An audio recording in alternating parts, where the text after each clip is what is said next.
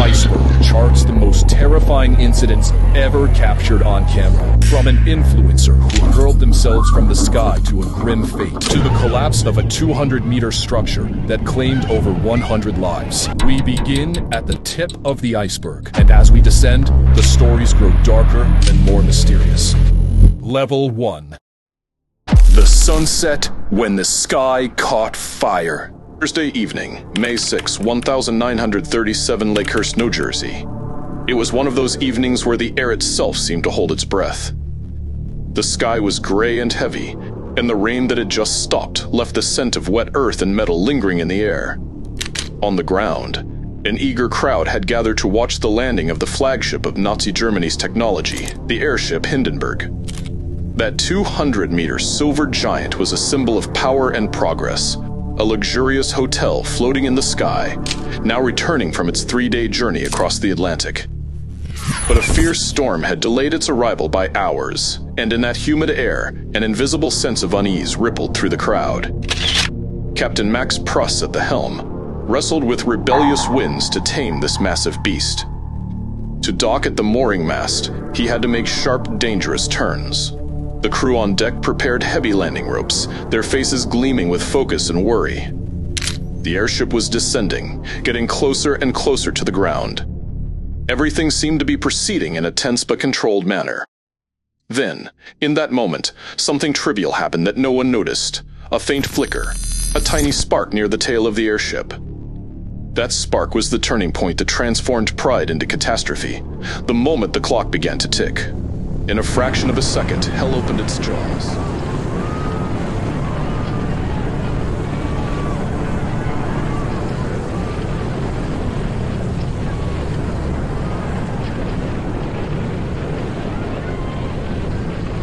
That tiny flame found 7 million cubic feet of flammable hydrogen gas, and the Hindenburg erupted like a bomb. The explosion's sound, a deep, muffled roar, gave way to the howl of flames. A fiery orange fireball tore through the gray sky, its heat scorching the faces of the horrified onlookers below. The screams of passengers burning alive in their cabins mingled with the sound of the airship's metal frame twisting and snapping. From the radio broadcast booth, Herbert Morrison's choked, trembling voice cried out, "It's burning, it's crashing. Oh, the humanity." Almost 400 or 500 feet into the sky, and it's a terrific crash, ladies and gentlemen. The smoke and the flames now, and the frame is crashing to the ground, not quite to the mooring mast. All the humanity and all the passengers screaming around it.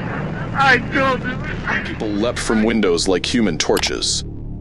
The entire nightmare, from the moment of the explosion to the fiery wreckage hitting the ground, lasted just 34 seconds. When the smoke cleared slightly, the scene resembled a surreal graveyard. The blackened, twisted skeleton of the Hindenburg lay on the ground like the carcass of a prehistoric monster, smoke rising from it. The stench of burnt flesh and molten metal choked the air. Of the 97 people aboard, 35 perished, along with one ground crew member. 36 lives that had soared into the sky with dreams of flight returned to Earth in a fiery inferno. The Hindenburg disaster, unfolding before cameras and microphones, was not just the end of an airship. It was a requiem for an era. That night, the world saw with its own eyes how humanity's greatest symbols of pride can turn to ash in less than a minute. Level 2. Instinct. September 1, 2007. MGM, Grand Hotel and Casino, Las Vegas, Nevada. Las Vegas. A city built on neon lights and the promise of overnight riches. In this city, you can find anything to entertain you, from grand musical performances to astonishing magic shows. For years, one of the biggest attractions lay at the heart of the famous MGM Grand Hotel, the lion habitat. Tourists stood safely behind thick glass, taking photos and videos of these great cats, which seemed calm and tamed. 2 trainers were always inside the enclosure to complete this image of tranquility and control. But on one day in 2007, this illusion of control shattered in a terrifying way. That day was like any other. A large crowd had gathered, and 2 trainers were inside the enclosure with 2 lions, a male. Everything seemed calm. The male lion was lying down, and one trainer stood beside it on the ground. It appeared to be a friendly relationship, built on years of trust. But in the world of wild animals, nothing is predictable. Instinct is stronger than any training. Suddenly, without any apparent reason, the male lion stood up. Its body language changed. It was no longer the calm big cat. Something within it had awakened. The trainer tried to calm the animal by talking and touching it, but it was too late. In a swift, lightning-fast move, the lion lunged at the trainer, knocking him to the ground and locking its jaws around his leg. The crowd, which moments earlier had been cheering with excitement, now held their breath in terror. Screams and panic replaced joyful chatter. Behind the glass, they were witnessing a scene that wasn't meant to be part of the show. This was the raw reality of the wild, brutal, and uncontrollable. In that critical moment, the second trainer bravely sprang into action. With shouts and quick movements, she tried to distract the lion. The first trainer, despite the pain and dangerous situation, remained calm. They knew any wrong move could worsen the situation. After seconds that felt like a century, the lion finally released the trainer's leg, as if momentarily returning to its tamed world.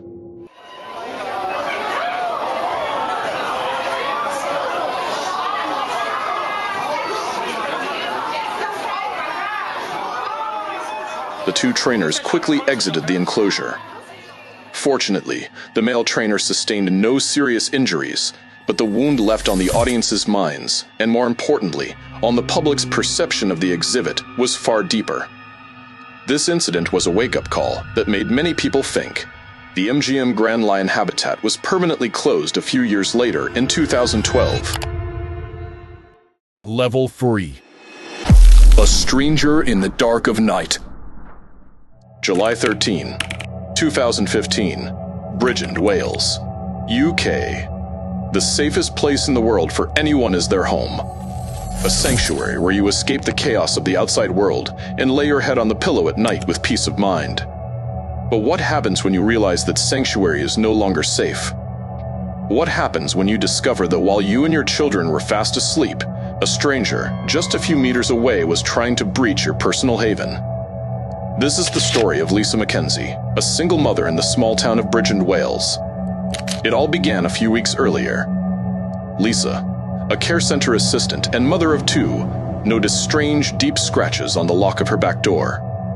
At first, she thought it might be her kids doing or an accident. But a little further away, she found a piece of metal wire shaped like a hook. It was actually a piece of a car windshield wiper blade, skillfully bent as if to pick the lock.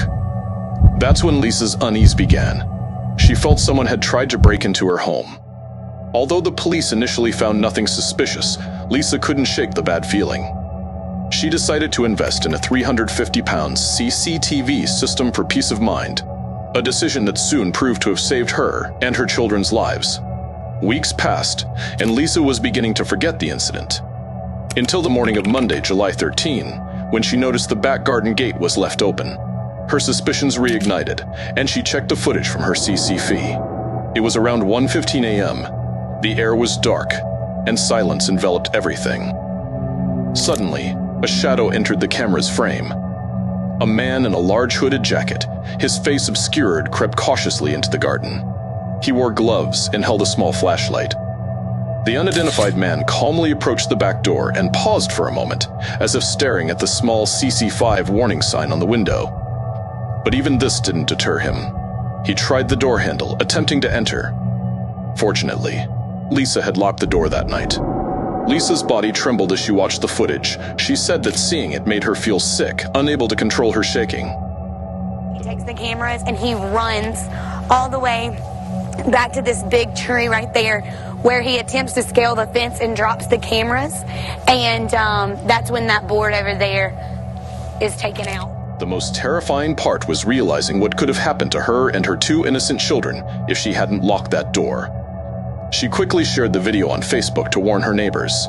The footage was viewed thousands of times. Think about your neighbors. Think about that person who is that single mom. Or what about the elderly? We have so many people in our community that cannot protect themselves, and they really shouldn't have to from this perspective. And the police intensified their investigation. Despite increased patrols and reviewing the video, the man's identity was never uncovered, and the case remains open to this day. Lisa Mackenzie may never know who that man was or what he wanted, but every night before bed, she never forgets one thing: locking the back door. Level 4. One step from death in the Grand Canyon. July 2020. One of the 7 natural wonders of the world. A chasm over 1.5 kilometers deep carved into the Earth's crust by the Colorado River over millions of years. Every year, millions of people come to the edge of this majestic canyon to witness a view that takes their breath away. They come to take photos. A photo that can capture even a fraction of this grandeur and preserve it forever. But there's a chilling question. How much is a photo worth? Is it worth risking your life for one more like, or a more thrilling shot? For some, the answer to this question has cost them their lives. Here, in the Grand Canyon, many tragic stories have unfolded. Stories that began with a smile for the camera and ended with a fatal fall. One such story is that of Maria Salgado Lopez, a 59-year-old woman, in July 2020. She was walking along a trail near Mather Point, one of the most popular viewpoints in the park's south rim. Like thousands of other tourists, she wanted to take a memorable photo. She strayed from the main safe trail and approached the canyon's edge. No one knows exactly what happened. Why you don't go down there? Why do you go down there? Why would that? That's why everybody's sitting over there. There's no point in taking pictures. And then you fall, and then somebody gets hurt. That's why you don't go down there. That's why there's no trail down there. Oh my God. Did her foot slip? Did she take a misstep backward? All we know is that in a single moment, she lost her balance and, in the eerie silence of the canyon, plummeted hundreds of feet to her death. By the time rescue teams reached her, it was far too late. You might think this is a rare occurrence, but sadly it's not. Every year, several people lose their lives in the Grand Canyon due to falls, and many of these incidents happen while taking photos. It's as if the temptation to get closer to the edge, to capture that perfect shot, overpowers the instinct for survival. But the story doesn't always end in tragedy. Sometimes luck, or perhaps a miracle, prevents disaster. The Grand Canyon, with all its deceptive beauty, is a wild and dangerous place. No barrier can prevent a moment of carelessness. This great canyon reminds us that sometimes the best views should be admired from a safe distance, and no photo in the world is worth a single misstep. Level 5. A journey in Mexico. It was February 21, 2020, somewhere on an endless dirt road in Mexico. This was supposed to be one of those trips filled with memories of sunshine and colorful birds, but little did they know that Mexico's roads sometimes weave memories of terror. Aaron and his friend Logan, 2 young Americans, had come here with enthusiasm to see birds. Their car crept along the soft dirt, the air thick with silence, a silence that, in just a few minutes, would shatter like glass. It started with a dot in the side mirror. A dot that grew unnaturally fast, trailing a cloud of dust like a ravenous beast. At first, it seemed like a road prank, perhaps an impatient local driver. But when the pickup truck caught up to them, both were gripped by fear. The back of the truck was filled with men, their sun-weathered faces stern. Worse still, their hands weren't empty. The long barrels of several rifles glinted in their grip. Guns. Go, go, go, go, go, go, no, please. This was the turning point. The moment a carefree adventure turned into a living nightmare. There was no wrong decision because there was no time to decide. The truck, with a violent maneuver, pulled up beside their car and blocked the road. Now, 2 vehicles were stranded in the middle of nowhere. In an instant, the dreams of a trip gave way to a chilling question. Are we going to die here? The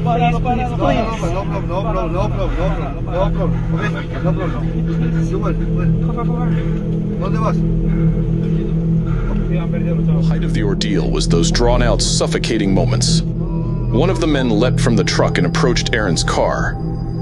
Their hearts pounded against their chests. The man shouted something in Spanish they couldn't understand. The only language that was universal in that moment was the language of fear. Aaron could only stare into the armed man's eyes, feeling his hands tremble on the steering wheel. The smell of gasoline and hot dust mingled with the sharp scent of adrenaline. The world, framed by the windshield, had become a silent hostage scene. Seconds dragged on like hours. Then, as suddenly as it began, it ended. The armed man, after a few more incomprehensible words, gestured with his hand. He said they were fine but gave a deadly warning. Don't go straight. That was it. He returned to the truck, and with the same speed they had arrived, they vanished into a cloud of dust. No one was killed or injured in this ordeal, but something deeper than the body was forever scarred. Their sense of safety. We were really scared from that point on, like putting chairs against the hotel door, like at night, and Aaron and Logan sat in absolute silence for minutes. The road ahead, now forbidden, looking like the maw of an invisible beast.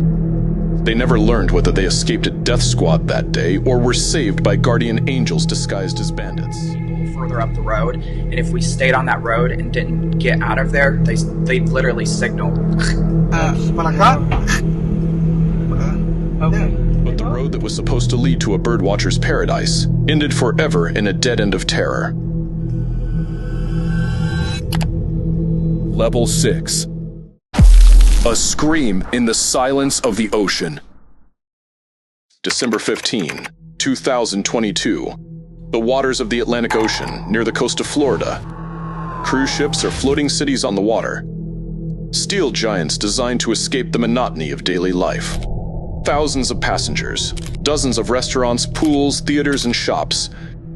A complete world adrift on the vast ocean, promising passengers a carefree and luxurious vacation. The MSC Meraviglia is one such giant.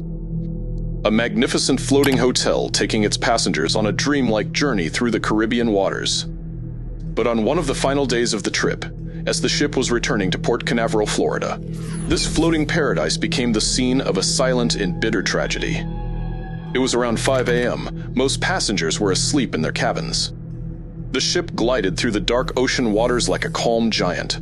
In this pre-dawn silence, something happened that no one witnessed.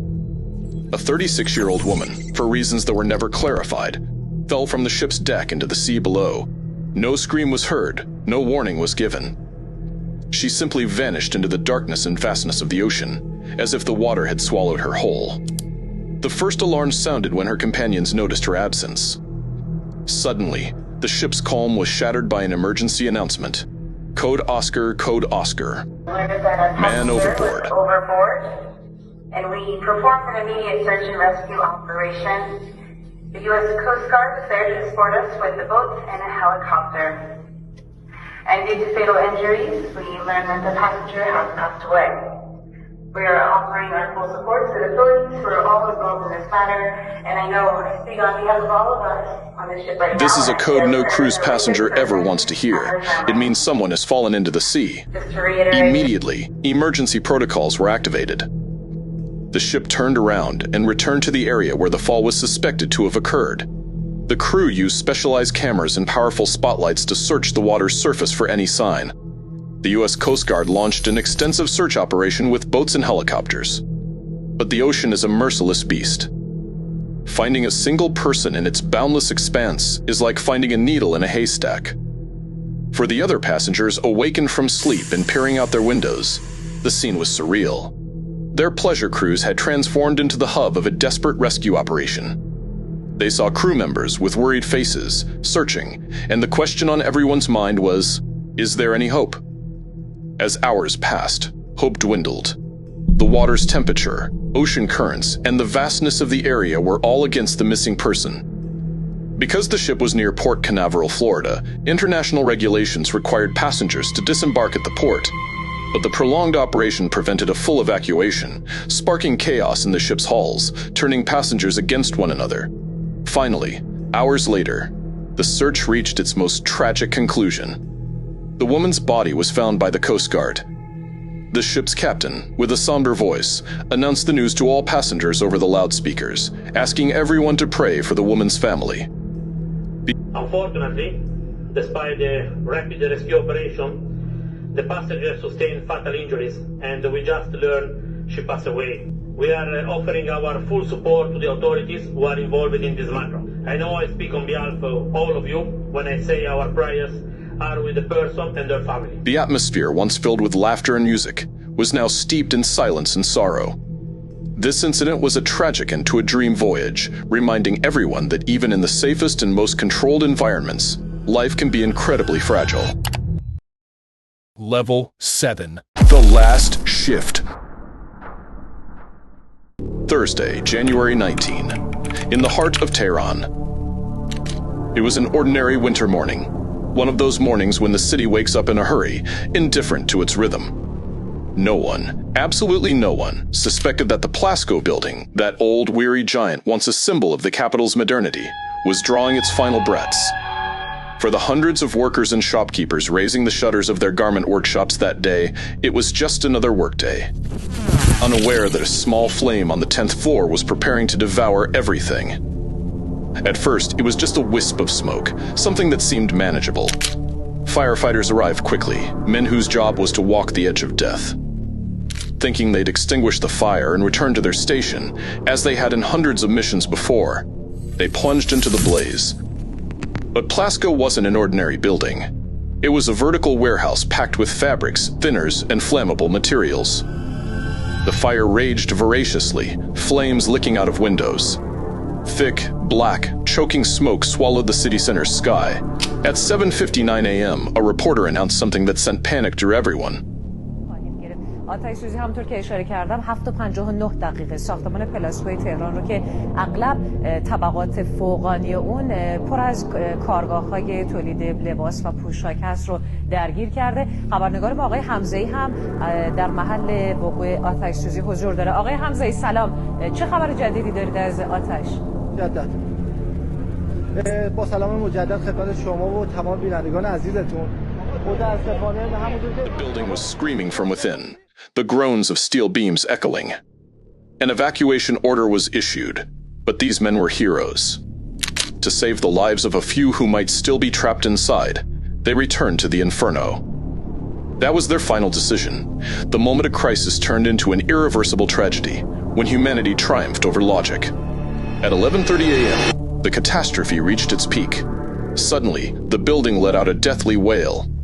The steel was surrendering to the heat. Then, before the eyes of thousands in the live television cameras, Plasko, like a wounded beast, fell to its knees.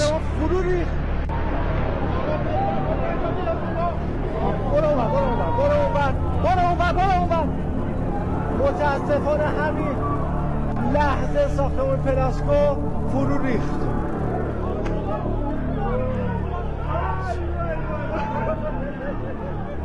Less than 15 seconds, the 17-story tower, with all its memories and people, collapsed vertically into a thick cloud of smoke and dust. The sound of sirens was drowned out by the monstrous roar of debris, followed by a deafening silence that enveloped everything. The scene resembled an instant graveyard, dusted with the ash of death. When the dust settled, there was no building left, just a heap of steel and concrete. Debris removal took days. Hope was buried bit by bit under the rubble. In the end, the official toll was announced. 22 people perished, including 16 firefighters and 6 civilians. Families mourned, and a nation was left in shock at the sacrifice of men who had walked into death's embrace to save others. Plasko collapsed, but the story of those firefighters who ascended to the heavens on their last shift remains etched in the city's memory forever. Sometimes heroism comes at the heaviest price imaginable.